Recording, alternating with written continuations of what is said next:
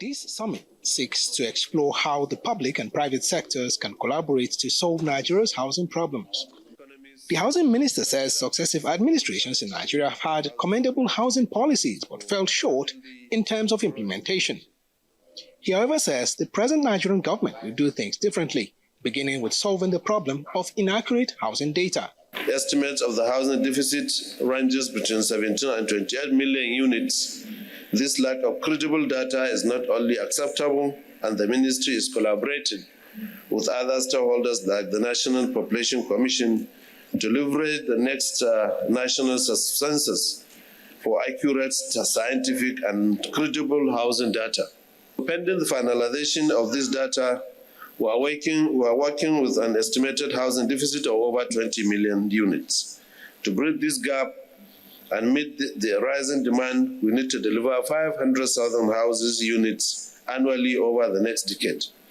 At an annual cost of 10 million naira per unit, this translates to an annual financial requirement of over 5 trillion naira. For representatives of the Nigerian Senate and the Governors Forum at the summit, the idea of addressing Nigeria's housing problems needs to be on multiple fronts. I reaffirm our unwavering dedication to supporting progressive policies and legislative frameworks that foster sustainable housing development. I call on our development partners, financial institutions, and private sector stakeholders to continue working closely with state government. Together, we can create sustainable housing solutions. Housing is next to food in terms of the hierarchy of needs of man. So it's as important as the air that we breathe.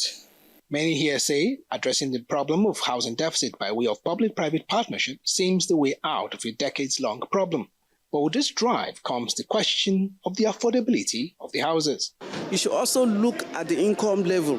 So if they had carried primary mortgage banks along, we would have been able to tell them that, okay, this is the type you should build within this area. Because no matter how beautiful a house is, if people cannot afford it, the risks still go back to the mortgage banks.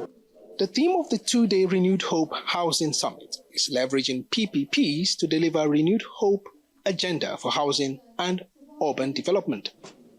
Godfrey Eshamoge, Arise News.